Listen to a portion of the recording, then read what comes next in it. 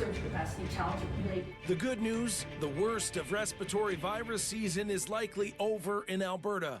A peak of nearly 1,000 patients, now falling to about 700. The bad news, hospitals are still slammed, and doctors say they are struggling to keep up. This season, Alberta experienced an exceptionally large wave of influenza A, H3N2. Over the course of December, influenza A activity rose steeply and placed significant pressure on emergency departments, congregate care sites, and care providers across the province.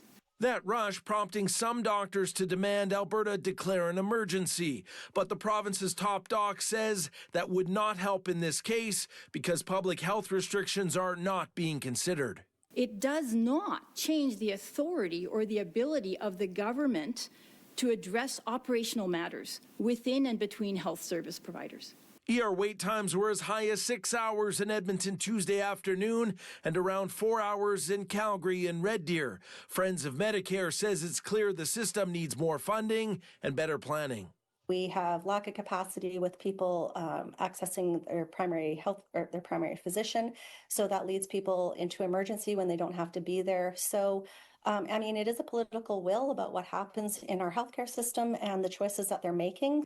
In a statement, Acute Care Alberta says they are doing all they can to help, such as accelerating discharges and transfers where appropriate, limiting non-essential inbound transfers, dedicating 336 beds specifically for respiratory virus season, and opening dedicated surge spaces to manage increased demand.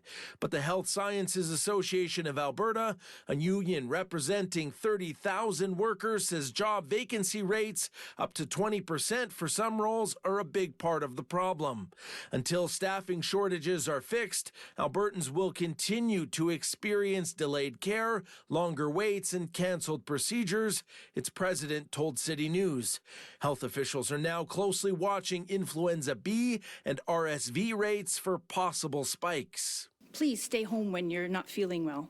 This is one of the most effective ways to prevent transmission and protect people who may be more vulnerable to severe outcomes.